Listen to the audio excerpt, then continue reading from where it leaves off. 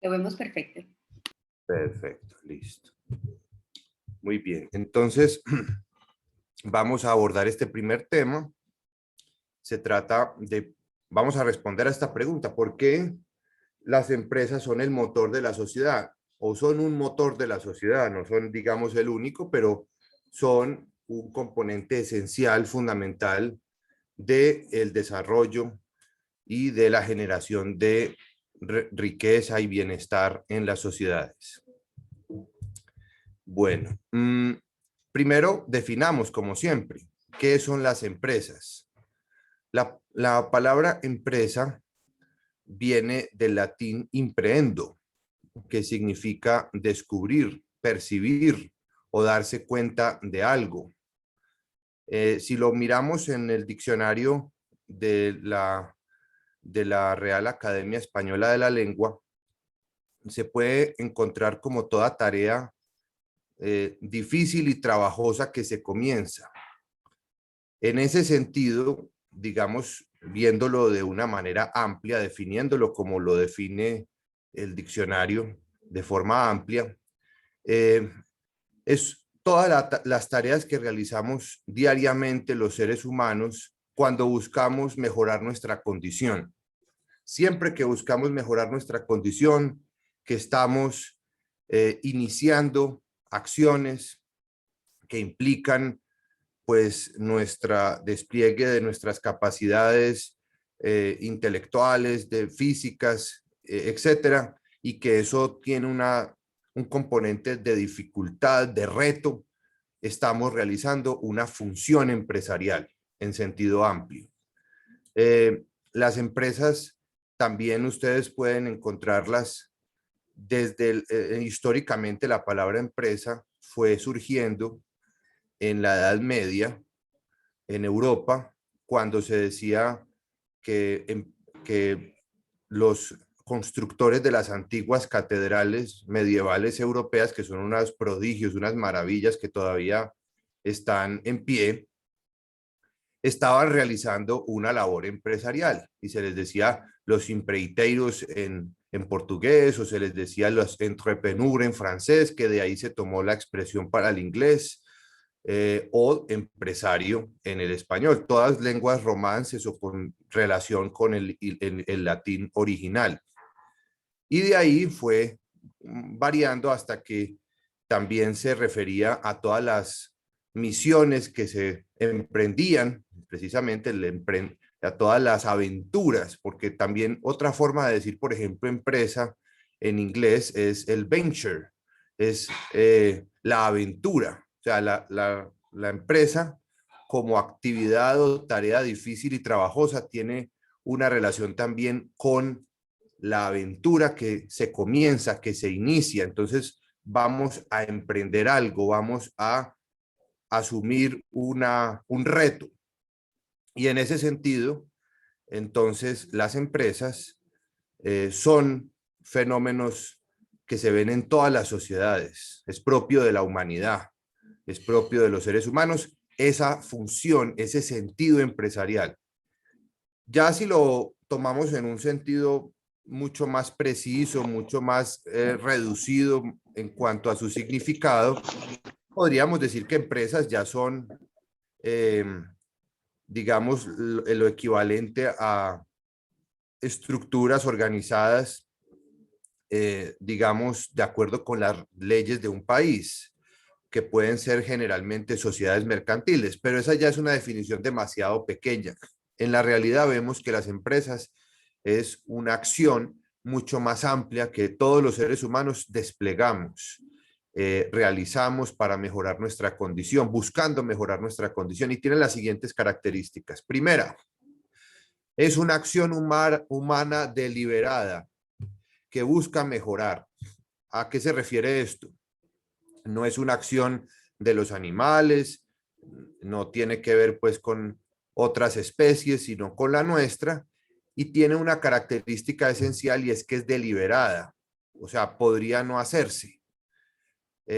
Y ahí es donde encuentra su valor, porque precisamente es buscando mejorar la condición propia y la de los seres queridos o seres cercanos o familiares principalmente, que se despliega la función y la acción empresarial por parte de los seres humanos de forma voluntaria. O sea, no es una, digamos, no es una imposición, ¿cierto? Es la característica primera de la función empresarial, de la acción empresarial entendida según esa definición que tomamos. Segunda característica, es una acción difícil que requiere trabajo. Esto lo veíamos desde el diccionario, que es una acción, una tarea difícil o dificultuosa que se comienza incluso valerosamente. A veces se le define así también. ¿Qué implica esa dificultad? Pues que requiere la transformación de algo, requiere tiempo, requiere esfuerzo. O sea, no es algo que se haga, digamos, de forma espontánea como la respiración o como las funciones del sistema del sistema nervioso, del sistema digamos, de digestivo. No, es algo que implica una acción trabajosa, una acción que requiere nuestro esfuerzo, requiere nuestra concentración, que es una habilidad que se ha perdido mucho últimamente, sobre todo pues con tantas distracciones lúdicas, pero la concentración es fundamental en ese segundo componente que implica la función empresarial, el trabajo y la dificultad. Tercera característica de la función empresarial y de la acción empresarial. Busca aprovechar o crear oportunidades de ganancia. Entonces, aquí tenemos una razón de ser esencial de las empresas y del empresario. El empresario siempre está pendiente de lo que lo rodea, de los demás, de su comunidad, de sus necesidades, de sus problemas, de sus dificultades, siempre tratando de encontrar oportunidades, es decir, es siempre previsivo, siempre un observador. Eso es lo que caracteriza en primer lugar a las empresas y a la función empresarial, la búsqueda de oportunidades. ¿Pero oportunidades de qué? De ganancia, de provecho, de lucro. Esto ha sido desafortunadamente una palabra que tiene una desafortunada connotación negativa o peyorativa, que usted simplemente está buscando el lucro, la ganancia. Pero en un sistema de empresas que sirvan a los demás, que estén compitiendo en las condiciones que hemos mencionado de la libertad económica, solo puede existir ganancias sirviendo al prójimo. Eso lo decía ya el Papa Juan Pablo II en su encíclica Centesimus Annus. Por lo tanto, esto no es algo por allá de unos egoístas, desalmados, que consideran que el propósito esencial o una de las razones de ser esenciales de las empresas es la ganancia, el lucro malvado. No, la ganancia solo se obtiene si se crean, se ofrecen cosas, bienes, servicios útiles, valiosos para los demás, que les resuelvan problemas, que les satisfagan necesidades a los otros. O sea que siempre está en función de los demás.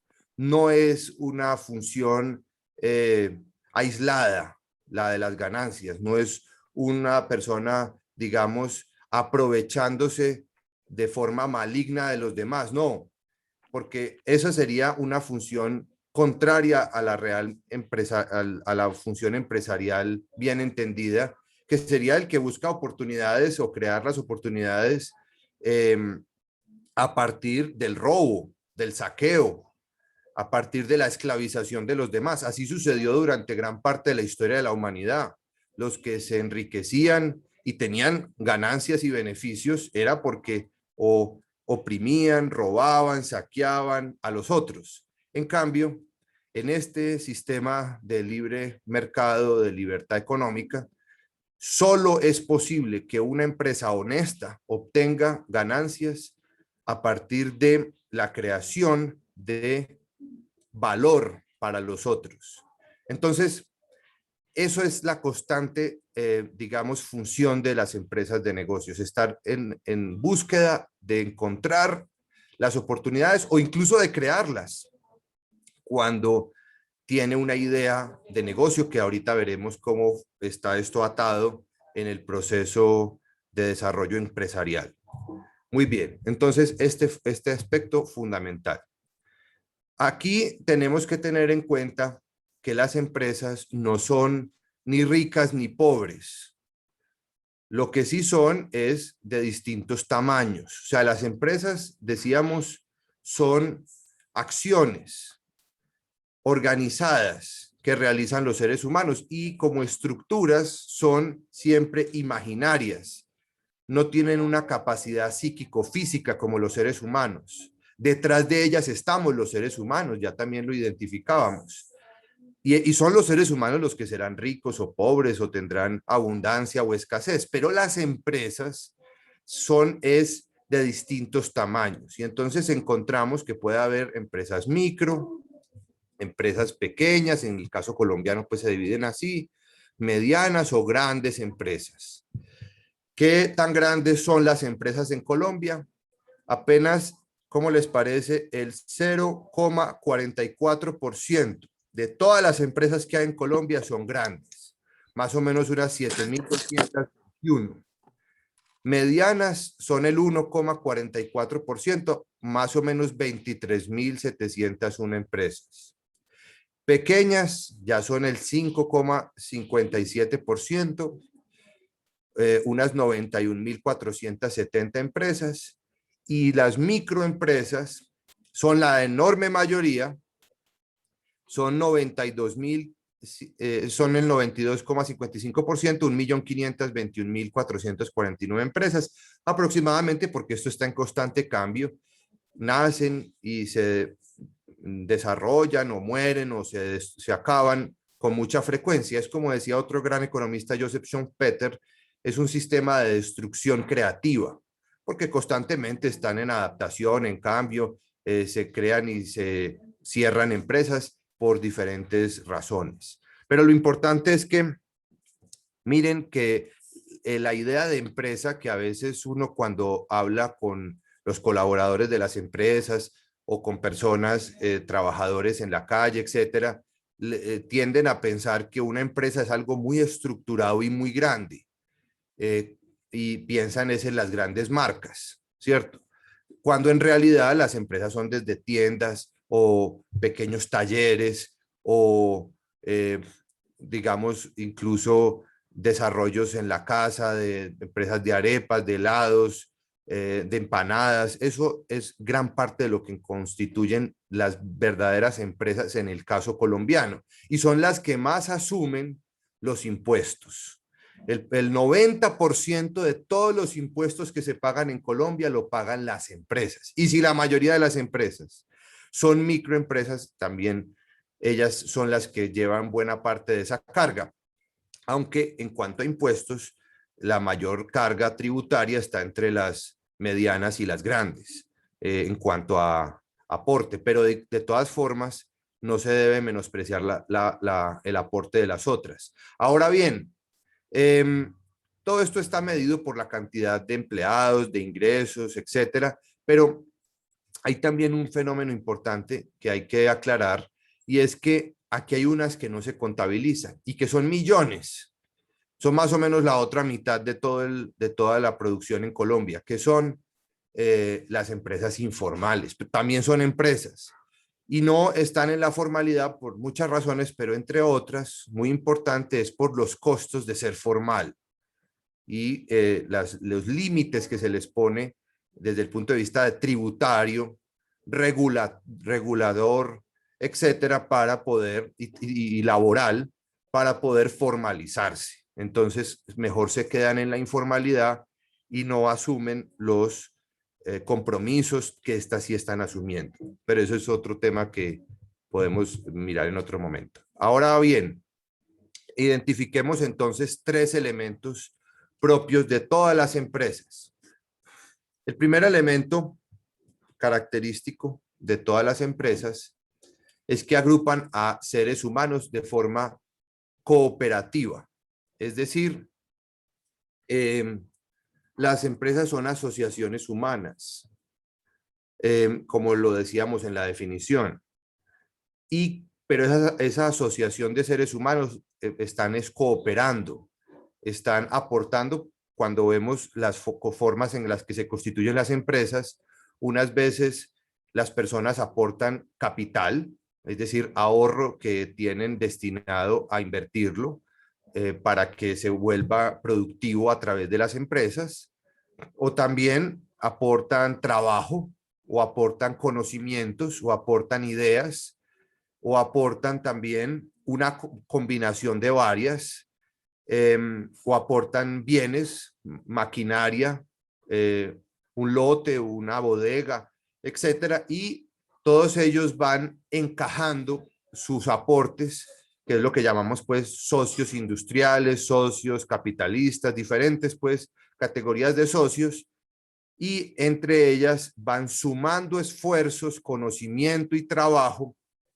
para desarrollar el proyecto empresarial y buscar que tenga ganancias. Segunda característica, cada una establece sus reglas y estrategias. O sea, no hay una dirección de empresas centralizada en el país. Sería absurdo y sería un error. Eso es lo propio de los países con sistemas de planificación central de la economía, que no conocen realmente cómo funciona la economía de mercado, que es aquella en la que todos participamos espontáneamente y nos organizamos a través del sistema de precios, y entonces piensan que eso es un desorden y que tiene que haber una oficina del gobierno, unos burócratas, unos políticos que establezcan qué son, cuánto se debe producir, qué se debe producir, para quién se debe producir, cuándo, dónde, por qué. Eso es lo que sucedía en la Unión Soviética, eso es lo que sucedía en la China de Mao, con los planes quinquenales, y se establecían metas y las empresas tenían o eran total o parcialmente propiedad. Eso depende pues de qué tan socialistas y qué tan planificadoras fueran esos países, del Estado. Y el resultado, después de varias décadas, 70 años más o menos de funcionar esos sistemas, han demostrado ser un fracaso total. ¿Por qué? Porque se pierde el sistema de precios y nunca se puede manejar desde una oficina toda la información dispersa, que es la que conoce cada empresa, que es la que conoce cada empresario en el lugar, en el entorno en el que se desempeña. Entonces, por eso cada empresa establece las reglas, establece las estrategias de mercadeo, de venta, de relación con los clientes, etcétera, para cumplir con sus propósitos. Sí hay planificación, pero la planificación no es centralizada. La planificación es descentralizada y la hace cada empresa de acuerdo con sus criterios. Puede que se equivoque, pero esa equivocación no es, digamos, algo catastrófico. Al contrario, esos errores en la función empresarial, en los negocios, son conocimiento valiosísimo para saber cómo se debe, digamos, perfeccionar la empresa o a qué actividad mejor se debe dedicar. Como decía ese gran científico estadounidense, inventor, entre otras cosas, de la bombilla incandescente, Thomas Alva Edison, le preguntaban cuando estaba haciendo las pruebas para desarrollar la bombilla incandescente que cambió al mundo, que había tenido ya más de 500, 800 intentos, 1000 intentos, y se equivocaba, se equivocaba, se equivocaba en cada intento, y le decían, pero usted ¿por qué no se dedica a hacer otra cosa? Lleva ya más de 200 o 2000 equivocaciones. Él dice, al contrario, he encontrado más de 2000 maneras en las cuales no se hace, ya estoy cada vez más cerca de dar en la tecla. Entonces, así es como funcionan las empresas, con la prueba y el error, y eso es propio de su análisis del mercado en el que se desenvuelve. La tercera elemento de las empresas es que buscan obtener ganancias resolviendo las necesidades de sus clientes. Les he dicho, una empresa que en un sistema de Estado de Derecho, de libertad económica, de justicia, bajo la ley, imperio de la ley, etcétera, que esté, digamos, buscando obtener ganancias a través del robo, del abuso, del saqueo, de la esclavización, etcétera, o de la explotación, es una empresa que no es una verdadera empresa, digamos, en sentido amplio, en sentido real, de una empresa de libertad económica, de una empresa de libre mercado, sino que en el libre mercado las empresas son exitosas, que tienen ganancias y que eso les indica por dónde deben ir. Precisamente la ganancia es un indicador de por dónde se debe ir. Es aquella que está resolviendo las necesidades de los clientes, ofreciéndoles el agua que necesitan, ofreciéndoles la reparación de la moto, ofreciéndoles las arepas, etcétera, que la gente valora más que el dinero que tiene en el bolsillo. Si valorara más el dinero que tiene en el bolsillo que lo que está ofreciendo la empresa, entonces no se harían las transacciones. Si valora más lo que está ofreciendo otra empresa que lo competidora de esta, entonces significa que tienen que ver desde esta empresa a ver qué pueden hacer para resolverle mejor, con una mejor calidad, con un mejor precio, o de qué manera pueden atraer a ese cliente. El cliente siempre es el que hay que buscar satisfacer. Muy bien, así entonces preguntémonos cómo funcionan las empresas. Las empresas tienen varias etapas. La primera etapa es la de una idea. Viene a través de la imaginación. Eso es algo que también tenemos todos los seres humanos. La capacidad de inventar, la capacidad de imaginar, o sea, de crear cosas que no existen en el mundo pues material, y nosotros lo podemos ilustrar en nuestra mente a través de imágenes. Eso es propio de la especie humana, y miren cómo es tan humanista precisamente las empresas, y es propio para que lo relacionemos también de los que, mirándolo desde el punto de vista religioso, también como un Dios creador hace a sus criaturas a su imagen y semejanza. Y así como hay un Dios creador, los seres humanos son creadores, son co-creadores del mundo. Entonces, ese factor imaginación es propio de la especie humana. Es posible que los seres humanos inventen cosas que sirven a los otros. Entonces, no sé, desde encontrar, por ejemplo, el uso que puede tener la rueda o el fuego, imagínense, ahí es donde viene la imaginación y donde va la prueba y el error, hasta ya lo que son los celulares, los computadores. Todo eso fue primero una idea, todo eso fue primero una parte de la imaginación. Por ejemplo, si yo vivo en un barrio y cada que llego al barrio encuentro que tengo que hacer las compras, que tengo que hacer mercado, y el mercado más cercano está a 10 o a 20 cuadras. Yo me imagino y digo, ¿qué tal si aquí hubiera un almacén, si hubiera una tienda en esta zona del barrio? O me imagino eh, a un domiciliario. ¿Cómo sería de bueno tener un domiciliario para yo no tener que caminar esas 10 cuadras y crear un domicilio, esa tienda que no tiene domicilio?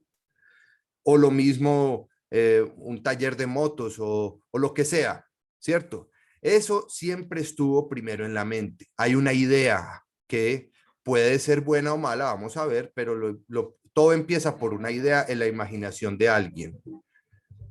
Segundo parte o etapa de las empresas, la inversión. O sea, ya esa idea no se queda en nuestra mente, sino que la queremos concretar en el mundo real, invirtiendo en eso, en esa idea, comprando lo que se necesita y asumiendo los riesgos. Esto es clave de todas las empresas. Entonces, ¿cómo funciona esto? Ya sea que yo tengo unos ahorros, o ya sea que los tiene mi vecino o mi amigo o mi pariente o conocido o lo que sea, y yo le comento mi idea y le digo, vea la situación de este barrio, aquí no hay una tienda, sería muy bueno tener alguien que hiciera domicilios o yo mismo me voy a poner a hacer ese domicilio y ofrecer mis servicios. O yo voy a mejor, yo tengo un local o usted que tiene este local aquí, ¿por qué no ponemos una tienda? Usted pone el local y yo pongo, no sé, unos ahorros que tengo, etcétera. Eso pues son diferentes maneras en las que se va constituyendo. Lo importante es que ya la idea va pasando de lo inmaterial, de lo mental, de lo imaginario, a lo real, a lo práctico, a lo concreto, cuando empieza a hacerse el proceso de inversión. Y esa inversión se hace no solamente, como les digo, en dinero, sino también se necesita bienes y también se necesita trabajo. Y todo eso requiere un riesgo, porque puede siempre, en todo momento, que la idea no funcione. Y sobre todo al principio, la idea va a necesitar un tiempo para que sea rentable, para que cubra la inversión que se hizo originalmente. Entonces, ahí hay un componente de riesgo que lo está asumiendo ¿quién? El empresario. Y el empresario no es solo el de la idea, ese es uno, es el clave fundamental. Sin él no habría empezado todo, sino también, y es posible, que esté también el inversionista, el capitalista o el socio industrial o el que está poniendo su trabajo, el que está poniendo también sus conocimientos, etcétera. Muy bien.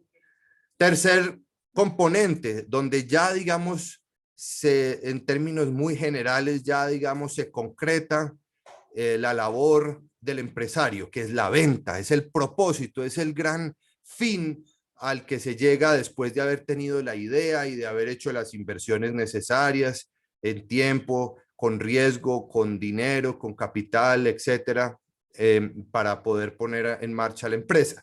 Y es la venta, que son las elecciones diarias que los clientes hacen en el mercado. Esto es como un plebiscito cotidiano, como si fueran unas elecciones permanentes, así como cuando se va a elegir a los gobernantes, al presidente, a los congresistas, al alcalde, al gobernador, pero de forma mucho más eh, personal y permanente y para todas nuestras necesidades, que como lo hemos dicho en otros momentos, son abundantísimas y cada vez más, sobre todo en la civilización moderna en la que vivimos.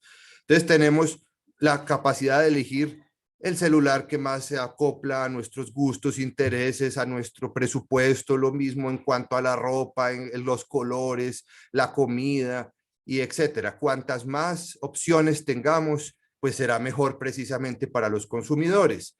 Y en nuestras decisiones de compra o ausencia de comprar, estamos siempre enviando información y conocimiento que está disperso, pero que se va organizando a través de los precios. Las ventas todos los días en el mercado van produciendo información y conocimientos.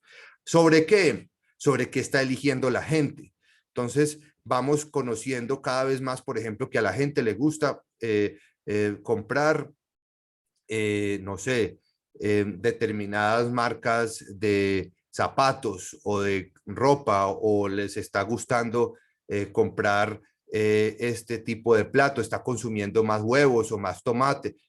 Y eso le va dando información al que cultiva tomate o al que está criando gallinas para poner huevos, que debe ir por ese camino, ¿cierto? Y si no estamos escogiendo esa marca, etcétera, entonces él está viendo que sí está aumentando el consumo de huevos, pero que no están comprando tanto de la suya o que incluso han bajado las ventas. Entonces tiene que ponerse a mirar qué es lo que está pasando, qué pasa con su precio, qué pasa con la calidad, etcétera, etcétera. Entonces esa situación está en constante evolución y por eso incluso las empresas más importantes que uno veía, más gigantes, ¿se acuerdan, por ejemplo, de la empresa de alquiler de películas Blockbuster? O se acuerdan, por ejemplo, de la empresa de fotografías Kodak, que fue incluso uno de los fundadores de la película. Entonces, vimos esas empresas gigantes y que ahora desaparecieron.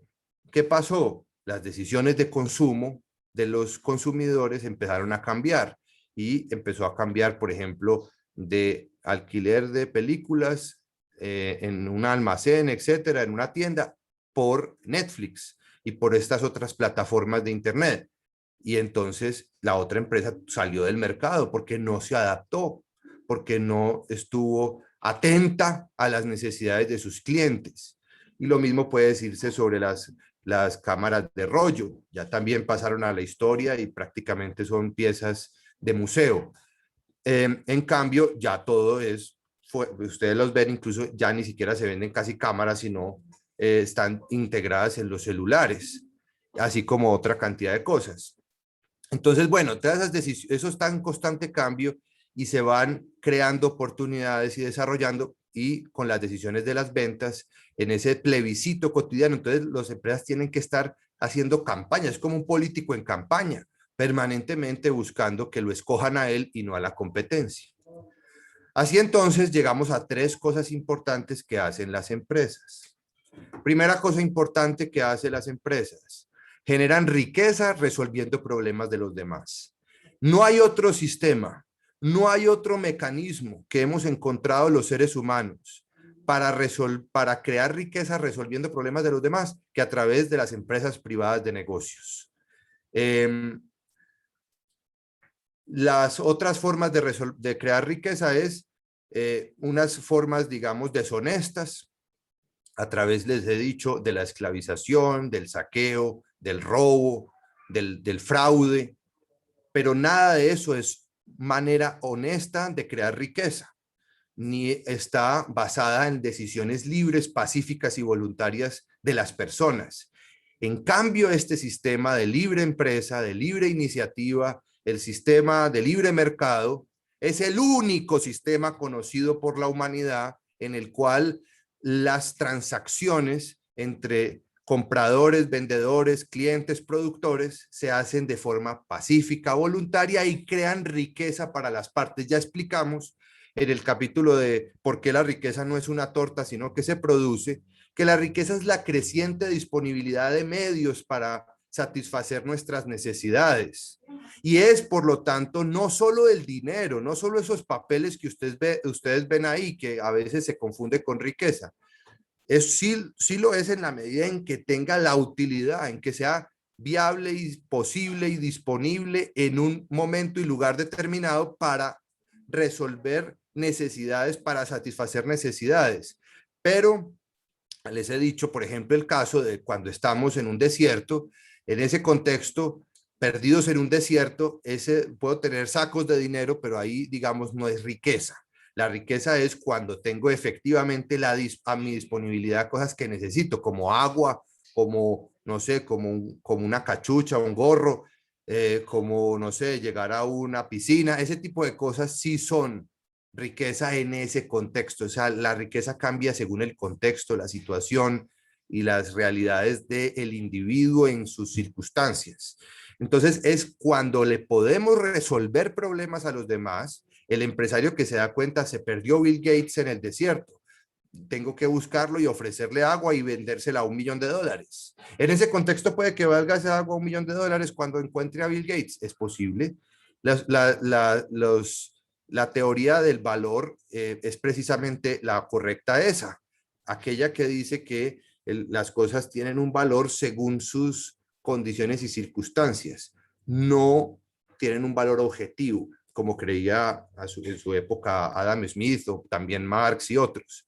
Esa es la teoría, digamos, correcta en materia económica, la teoría subjetiva del valor. Entonces, ahí es donde vemos que efectivamente se crea riqueza. La riqueza se crea cuando satisfago, cuando yo compré mi gaseosa y el vendedor cuando obtuvo el dinero a cambio de la gaseosa que le estaba ofreciendo. Así es como funciona. Segunda característica y gran beneficio que crean la sociedad de las empresas: generan empleo, compitiendo por el mejor talento. Es decir, las empresas están constantemente, para poder existir y poder ofrecer estos bienes o estos servicios, requiriendo de el talento humano. No solo, o pues está siempre buscando la manera de ser más productivo, o sea, de lograr hacer más con menos. Entonces, si yo tengo, por ejemplo, estamos hablando de la tienda que pusimos más cerca o de los domicilios. Voy a necesitar, si me están pidiendo ya 50, 100, 200 domicilios, yo ya no me voy a bastar si yo mismo estaba haciendo los domicilios o si yo mismo estaba atendiendo esa tienda, sino que voy a necesitar a alguien que me ayude, ¿cierto? Ahora ya, más adelante está llegando la tecnología. Entonces, no, yo puedo hacer un dron, poner un dron y con el dron llevo los domicilios y no necesito más gente. Entonces, esto genera desempleo. No, lo que pasa es que hay un sistema de destrucción creativa y es que entonces estoy creando, con esa decisión de comprar el dron o 2 o 3 drones, estoy creando empleo, pero cada vez más calificado para los que reparan los drones, los que crean drones, los que trabajan en ese negocio, etcétera, etcétera. O sea, siempre hay seres humanos detrás, incluso de las máquinas que se hacen. Entonces, siempre se están generando empleos. Se destruyen unos, se crean otros, pero lo importante es que las empresas siempre necesitan el capital y el talento humano. Entonces, ¿por qué es muy importante competir por el talento, por los mejores trabajadores? Porque me hacen más productivo, porque me hacen más competitivo. Los trabajadores son un recurso escaso, ¿cierto? Los colaboradores de las empresas son un recurso escaso y por lo tanto son valiosos. Y sobre todo si necesito un trabajador que sepa específicamente cómo es que se cocina las arepas o cómo es que se hacen las paletas con el sabor que le gusta a mis clientes. O sea, eso no es tan fácil encontrarlo. Y así si vamos hablando, por ejemplo, de los drones o los celulares pónganse a pensar en cualquier negocio. Entonces, se puede hacer más sofisticado ese talento. Y cuanto más sofisticado, pues más escaso. Y si es más escaso, es más costoso. Por lo tanto, van a tener mejores salarios. Y esa es entonces una característica de las empresas, que beneficio de las empresas. El verdadero generador de empleo en las sociedades son las empresas privadas de negocios. Usted dice, no, pero el Estado también genera empleo, porque es que el Estado hace carreteras, porque es que el Estado tiene policías, porque es que el Estado tiene el ejército. Sí, es verdad, pero un momento, ¿y de dónde vienen los recursos de ese Estado? ¿Qué les dije al principio? El 90% lo pagan las empresas y el otro 10% las personas naturales, que a su vez reciben dividendos o reciben ganancias o son empleados de empresas. Entonces, en conclusión, tanto el Estado como las personas naturales, como los millonarios, como los que son trabajadores, todo el mundo, ¿de dónde surge su riqueza, sus recursos? De las empresas, no del Estado, no de los políticos, ¿cierto? Entonces esa es otra gran lección, es que la empresa es la gran generadora de riqueza y de empleo, incluso de los empleos del Estado. Tercero, pagan impuestos, lo que les decía, y hacen donaciones a los más necesitados. Las empresas son, les he dicho, ahorita les comentaba al principio, pagan más del 90% de los impuestos en Colombia y en el mundo es más o menos por el estilo. Lo otro lo hacen las personas naturales que son propietarias o que trabajan para las empresas. O si no, también algunos para el Estado, pero a su vez el Estado recibe esos recursos vía impuestos, que es su principal fuente de financiación. También hay otras, pero principalmente son los impuestos. O incluso las otras fuentes de financiación del Estado van en últimas a los impuestos. Y también, pero los impuestos se llaman así porque son precisamente pagados sin la voluntad de quien lo paga. O sea, uno lo paga porque le toca, porque es obligación, porque está impuesto. Entonces, por eso es un oxímoron, es una contradicción en sus términos decir que los impuestos son solidarios. No, como nos decían por ahí en una reforma tributaria que ya está pues descansando en paz, que los impuestos hay que pagarlos por solidaridad. Eso es falso. Usted si quiere pagar solidariamente hará una cosa distinta que se llama donación, pero los impuestos se pagan sin existir la opción de no hacerlo. Y ahí no hay valor moral. Si usted llega al cielo y le dice a San Pedro, bueno, y San Pedro te dice, bueno, ¿qué hiciste por los demás? ¿Cómo ayudaste a los demás? Ah, yo pagué impuestos. Entonces San Pedro te va a decir, pero podrías no hacerlo. No, pues me tocaba. Ah, entonces ahí no tiene ningún valor moral. El valor moral está precisamente en la posibilidad de hacerlo o no hacerlo. Y ahí están las donaciones. las empresas que hacen donaciones, las empresas que hacen aportes voluntarios a los más necesitados, sobre todo, eso sí tiene valor moral y se hace mucho. Y tienen fundaciones incluso. Podrían no hacerla, podrían no tenerla. Y las tienen. Y eso hay que aplaudirlo y hay que estimularlo y hay que, digamos, incrementarlo y multiplicarlo. Ahora, precisamente en la pandemia, muchas empresas han asumido de forma solidaria, ahí sí solidaria, porque lo hacen libremente, voluntariamente, la ayuda a los más necesitados en estas condiciones. Si no hubiera sido por las empresas, la situación sería mucho más amarga para muchas personas. Pero los impuestos son otra historia, pero también ayudan al sostenimiento de la sociedad y de las obras públicas y de la infraestructura pública y de todo lo que se requiere, digamos, para mantener el orden, la seguridad, y eso también beneficia a las empresas. El Estado es necesario y los impuestos son necesarios, pero no nos dejemos tragar el cuento de que los impuestos son solidaridad. Eso es falso. Muy bien, muchas gracias. Vamos entonces, si quieren, aquí rápidamente a la segunda presentación. Pero antes de eso, si tienen alguna pregunta, muy bienvenidas sus preguntas, si quieren preguntar algo. No hay preguntas por ahí, antes de que pasemos. No hay preguntas. Juan David, pero yo sí te quiero aprovechar. Empezamos hablando del concepto empresa y yo quisiera que nos hablaras un poquito entre empresario y emprendedor. Muy bien, sí. Como esos dos conceptos, que nos aclararas un poco cuándo un emprendedor entra a ser empresario, cómo dividimos esos conceptos. Es que, a ver, el emprendedor es alguien que está todavía muy en la fase de la idea, ¿cierto? De la fase de la idea, de la iniciativa, está pues digamos concretando esa idea, está en un proceso que ya va pasando incluso a la inversión, o sea, ya va invirtiéndole su tiempo, va invirtiéndole sus conocimientos, sus ahorros, etcétera, que eso es lo que vamos a ver ahorita, cómo eso se traslada a las empresas y ese proceso, digamos, lo tienen todos los emprendedores. Entonces, todos los empresarios que, digamos, ya están estructurados tienen esa base de emprendimiento, ¿cierto? La base del emprendimiento. El emprendimiento es esa aventura, el emprendimiento es ese impulso, ¿cierto? Que se tiene para tratar de buscar de mejorar la situación y pasar a una situación más satisfactoria.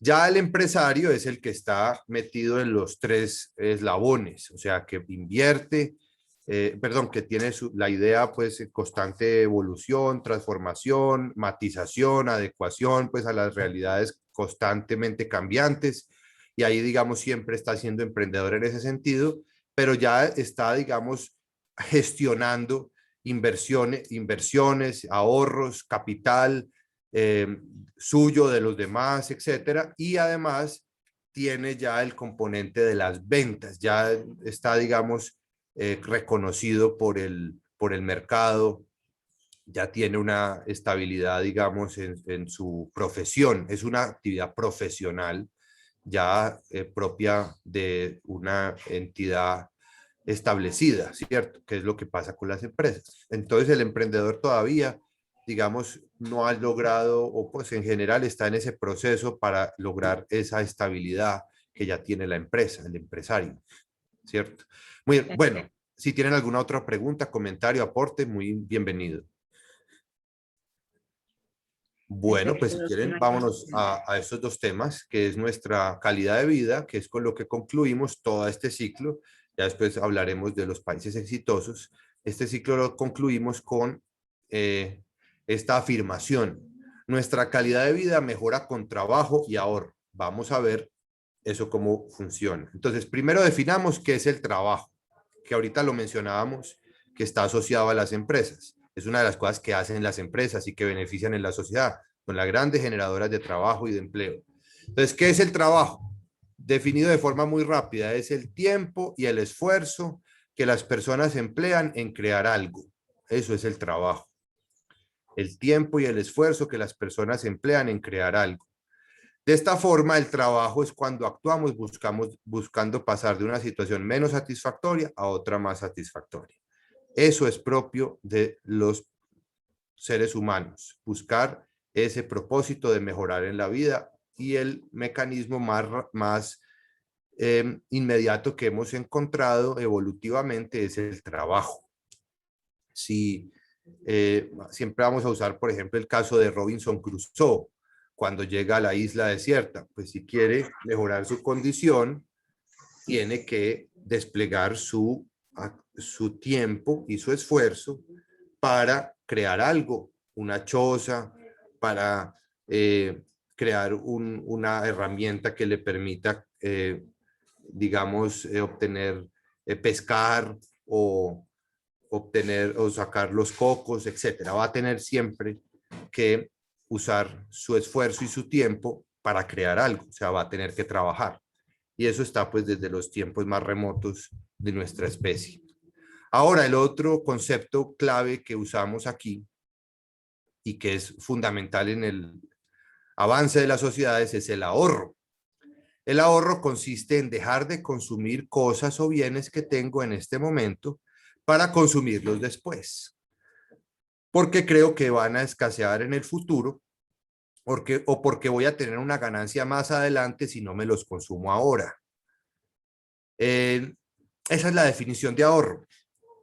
Entonces, volviendo al caso de Robinson Crusoe o de Náufrago en la película, pues yo estimo que solo, pues esto pues nunca es común que estemos solos, por eso están esos ejemplos, pero digamos, ya esto se va volviendo cada vez más complejo y más real en la medida en que aparece viernes la otra persona, o que aparecen pues digamos más personas, seres humanos, familias, tribus, fratrías, clanes, comunidades, pueblos, ciudades, etcétera. Y así tenemos el fenómeno del ahorro como la ausencia o la decisión de dejar de consumir. Es una decisión también igual que el trabajo.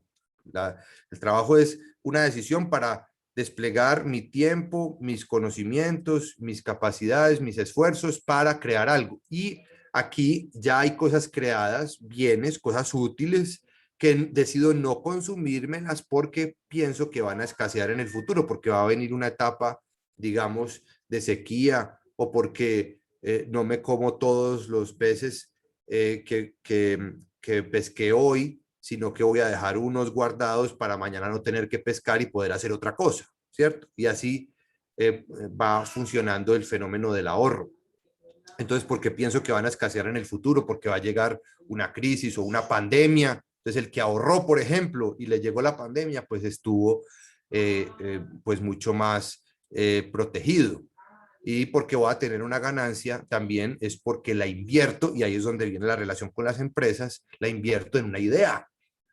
Y entonces ahí me vuelvo emprendedor, porque estoy apoyando una idea y que eventualmente se convierta en una empresa estable y que genere ganancias y beneficios por encima de lo que fue mi inversión. Y entonces esa inversión, ese capital, fue siempre primero ahorro. ¿Y cómo funciona eso del ahorro? Porque valoro más las cosas en el futuro que en el presente. Es decir, tengo una visión de largo plazo. No se ahorra en dinero o en metales preciosos, también se puede ahorrar en comida, en ropa o en otras cosas valiosas. Eso todo puede ser fruto de ahorro, puede ser objeto de ahorro, perdón. Entonces, siempre hay una visión de largo plazo en el ahorro y en una valoración mayor del futuro imprevisto, y esa es la razón por la que me preparo y ahorro, que en el presente. Si tuviera una valoración mayor del presente que del futuro, entonces no ahorraría y me lo consumiría todo. Y esperemos a ver qué pasa en el futuro. Si pasa algo desgraciado, pues tendré que ver cómo lo resuelvo, pero digamos, no habré tenido esa mejor condición de aquel que se ahorró, ¿cierto? Muy bien. 3 beneficios del trabajo.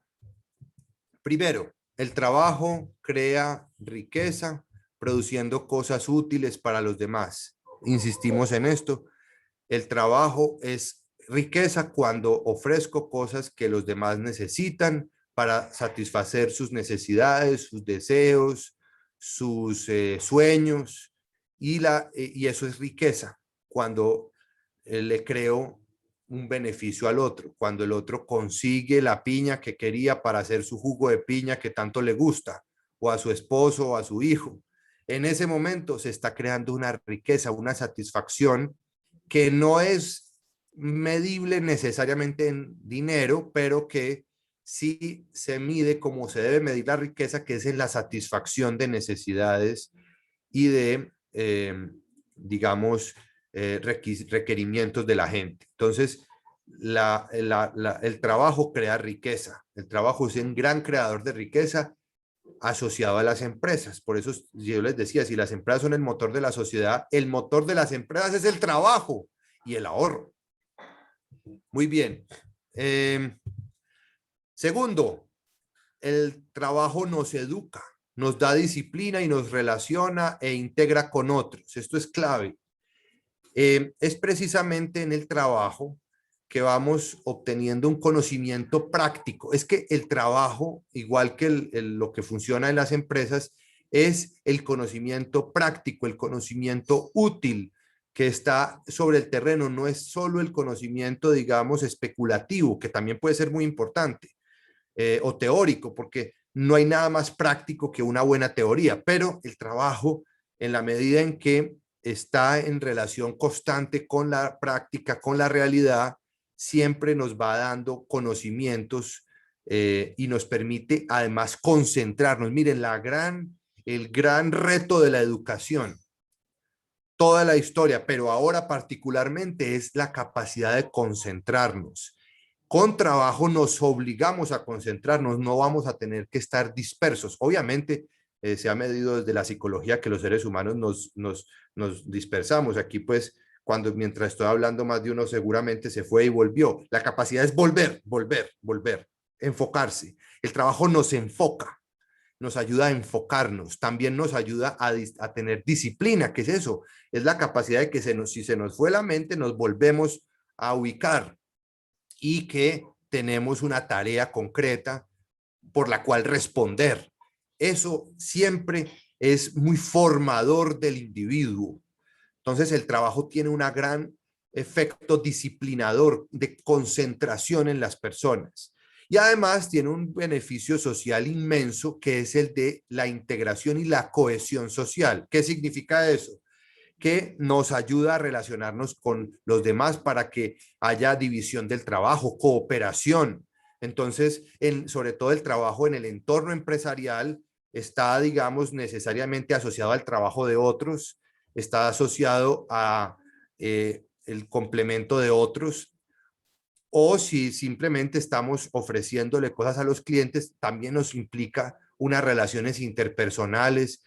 Si una persona es muy mal geniada, si una persona es muy antisocial o es muy mala clase, y tiene una relación y tiene un trabajo que precisamente tiene que ver con atención al cliente, pues el trabajo le va a hacer mejorar esa situación. Entonces tiene también un efecto psicológico, de tratamiento psicológico, porque ayuda a las relaciones con los demás y a mejorar muchas partes de nuestras emociones y de nuestras actitudes. Entonces, miren, el trabajo tiene enormes beneficios.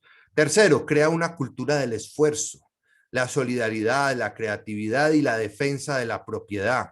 Entonces, con el trabajo nos damos cuenta que las cosas se obtienen por esfuerzo, no sin trabajar. Miren, ese es uno de los grandes problemas de dar subsidios o rentas vitalicias, rentas básicas, como muchos políticos están empezando a ofrecer, porque desvincula o desconecta el trabajo, eh, eh, o la remuneración del trabajo, del esfuerzo.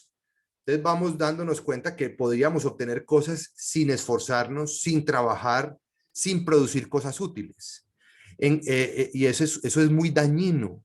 En cambio, el trabajo nos muestra que las cosas se obtienen es con esfuerzo, se obtienen es con tareas dificultuosas, como decíamos. Entonces, ahí es donde se va creando esa cultura y en cambio, la otra cultura que crea los subsidios es la cultura de la dependencia y es la cultura como de un niño malcriado, la infantilización de la sociedad en la cual el niño dice, no, es que a mí me tienen que dar cosas. Y es como un bebé que está constantemente pidiendo, pero pues que obviamente por obvias razones no puede producir nada, no puede trabajar, no puede esforzarse. Pero en cambio, cuando un niño va encontrando, cuando va creciendo el valor del esfuerzo, el valor del trabajo, eso le va produciendo mucha beneficio a la sociedad y a esa persona también. Además, le muestra la solidaridad porque está en constante relación con los otros y va viendo sus carencias, sus necesidades. Con el trabajo va obteniendo recursos con los cuales poder hacer caridad, poder hacer ayuda a los más necesitados. Además, creatividad porque constantemente tiene que estar resolviendo problemas, tiene que estar atendiendo a los clientes, tiene que estar viendo de la manera en la cual puede ser más eficaz que la competencia, cómo puede ser también un trabajador más valioso para volverse más escaso, que es lo que lo hace valioso a uno como trabajador, es porque tengo unos conocimientos, unas destrezas, unas capacidades que pocos tienen o que nadie tiene. Y entonces solamente me van a querer a mí y si solamente me quieren a mí, pues entonces yo puedo tener un mejor salario, ¿cierto? Y además la defensa de la propiedad, que es propia de los países donde hay mucho trabajo, porque cuando hay más trabajo, la gente que trabaja va a tener más interés de proteger lo suyo, el fruto de su trabajo, de su esfuerzo y de su tiempo y de su creatividad. Entonces, va a defenderlo. Y es más difícil que se monte un dictador, que se monte un expropiador, que nos aumenten demasiado los impuestos. Si la gente, al contrario, fuera dependiente del Estado y estuviera esperando a ver qué bala van a dar, dice, ah, sí, súbale los impuestos a los otros, porque como yo pago, no pago impuestos o pago muy poquitos, o yo solamente pago cuando compro cosas, pero no, que le suban los impuestos, porque claro, demen cosas. En cambio, cuando yo soy el que estoy pagando impuestos, porque soy el que trabajo, porque soy el que produzco, y me están quitando cada año, estoy viendo que me están quitando cada vez más el fruto de mi trabajo y que no puedo ahorrar casi porque o ya no puedo hacer muchas cosas que quería, precisamente, entonces voy a defender la propiedad y voy a ponerle límites a los impuestos y voy a ponerle límites a las expropiaciones y voy a ponerle límites a los gobiernos y a las autoridades. La defensa de la propiedad. Ahora, 3 beneficios del trabajo.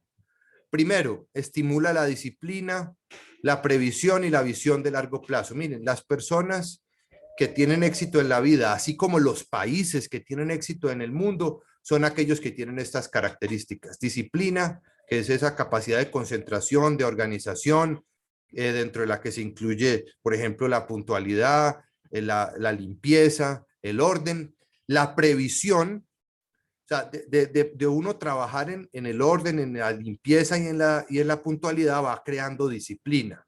Y eso es lo que pasa, por ejemplo, en muchas sociedades orientales, por ejemplo, en Japón, que uno dice, ay, pero es que esa gente es muy distinta a nosotros. No, es lo que ellos han ido estimulando estas actitudes, estas costumbres, estas buenas costumbres. Pero también está la visión y la previsión y la visión de largo plazo, que es siempre con la imaginación anticiparme a lo que pueda pasar, incluso a veces siendo, no siempre siendo optimistas, sino a veces siendo pesimistas. A veces ser pesimista es virtuoso, porque ser pesimista nos hace estar preparado para los peores escenarios y si llega un escenario que no es tan malo o que incluso es bueno, pues de todas formas vamos a haber estado muy bien preparados para ese escenario. Entonces la visión de largo plazo es la propia de los que tienen éxito porque no están sujetos o esperando a ver qué va a pasar en el momento inmediato, sino que están siempre haciendo estimaciones de futuro y esas estimaciones están basadas en su experiencia, en su conocimiento, en su disciplina y eso les trae grandes beneficios. Segundo beneficio, permite construir un patrimonio propio. Es decir, con estos podemos ir construyendo propiedad nuestra y podemos ir obteniendo las cosas propias con los recursos que vamos obteniendo y vamos teniendo ese patrimonio, esas pertenencias. También es la base, el ahorro de la inversión, el capital y las empresas de negocios. Les decía, si el motor de la sociedad son las empresas, el motor de las empresas es el trabajo y es el ahorro. que sin ahorro no puede existir inversión, no puede existir bienes de capital, máquinas o robots o cosas pues que sean mucho más eficientes para la producción. No puede haber empresas, en una palabra. Bueno, muchas gracias a todos. Si tienen alguna pregunta, muy bienvenidas. Perfecto, Juan David. Veo por aquí que no tenemos preguntas. Si alguno tiene, puede prender el micrófono. No tienen ni siquiera que levantar la mano, sino que solo prenden el micrófono. Sé que ya son las 8:08 de la mañana. Juan David, mil, pero mil gracias. Siempre eres demasiado claro en todos los conceptos. Nos dejas siempre empezado. Muy, muy, muy chévere todo este tema de empresa, de trabajo, ahorro, la única vía para mejorar la calidad de vida. De verdad, muchísimas gracias, Juan David. Y nos Con vemos muchísimo gusto. el próximo, dentro de 15 días. Claro que Muchas sí, nos vemos gracias. en 15 días. Un gran Muy saludo. feliz Feliz día día. para todos y anímense a participar en el reto. Mejorar me reta. Un abrazo para todos y feliz día. Chao, que estén bien. Gracias. Gracias, feliz día. Hasta luego. Gracias. Con gusto, hasta luego. Muchas Feliz gracias. Feliz día. Y muchas gracias por acompañarnos.